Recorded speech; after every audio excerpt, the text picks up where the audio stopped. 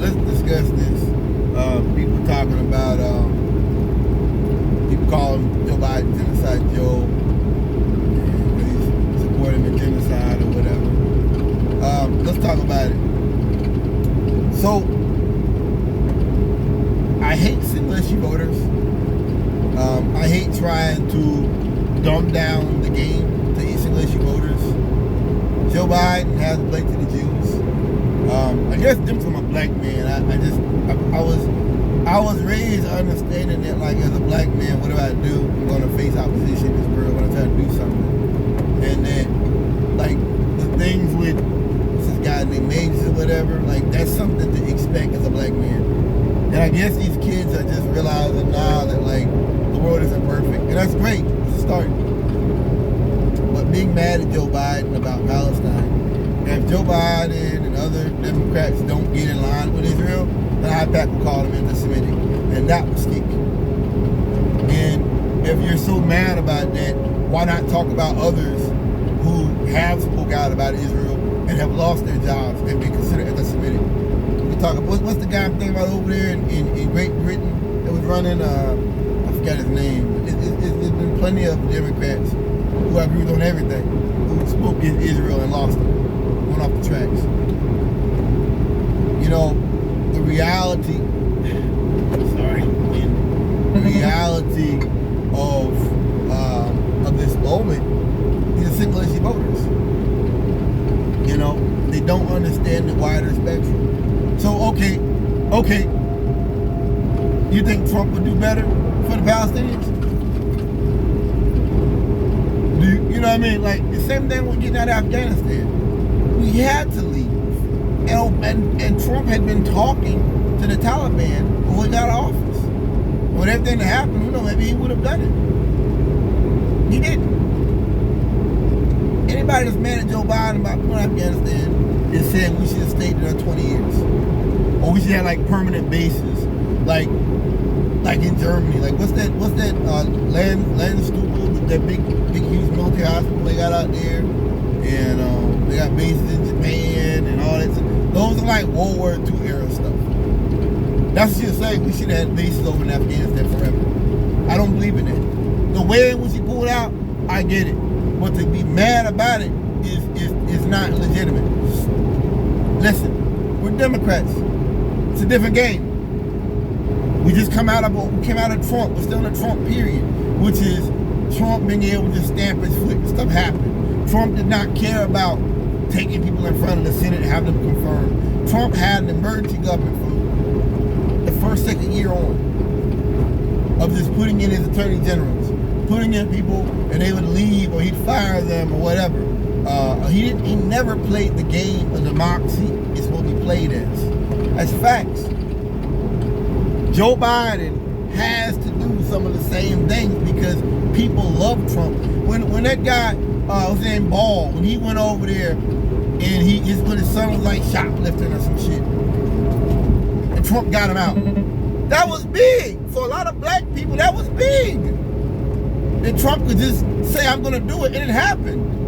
When Trump wrote on the damn money he sent out, and these dumbasses in America think that's his money. It wasn't.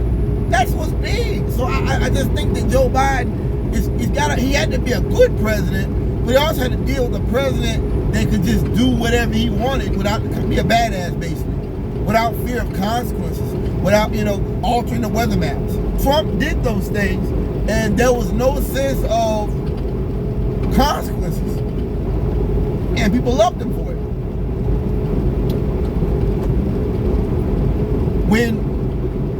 When Russia took Ukraine to Crimea back in 2014, and people were like, why didn't Obama do anything? Why didn't he step forward? Why didn't he? Because Putin had been doing crazy stuff before that happened. The little green men. All right, what did Obama do?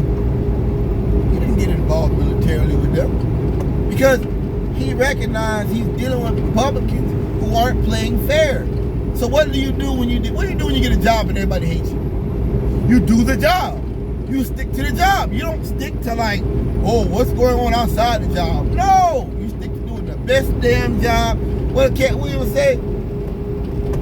I'm coming. They know I'm coming. They know I'm doing the best damn job I can do. I know that's what you do. This is what Democrats have to do in this era. Hopefully 20 years from now, we don't have to do that. We're not under those type of conditions. But we are on those conditions now. And we can't get caught into this, you know what I mean? This deep, because this is chess now. All right. Putin has thrown away hundreds of thousands of men in a matter of years.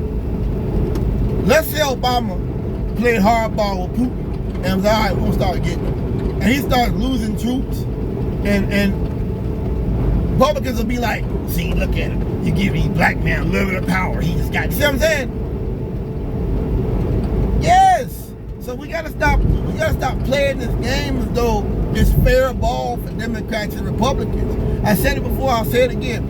Republicans can make a mistake every day and they won't lose votes. Democrats can make one mistake and ruin everything. Because we're dealing with reality. Republicans are not. Their idea.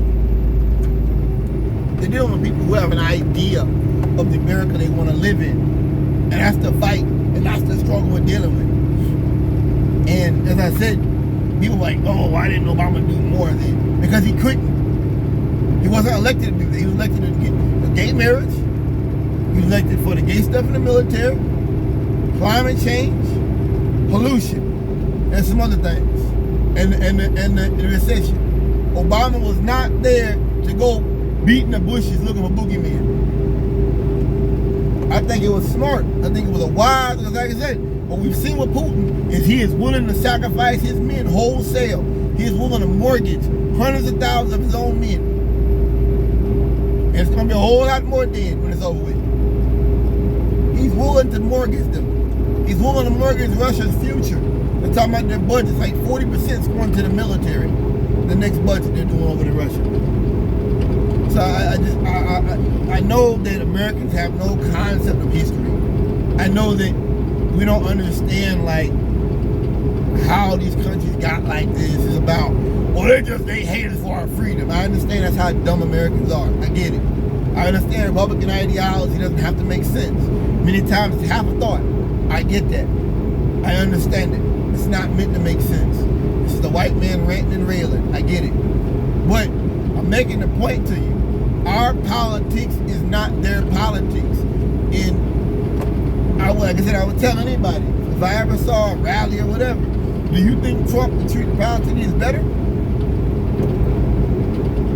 Okay then. We have to live, we can't live in the past. And no one knows what the future will be.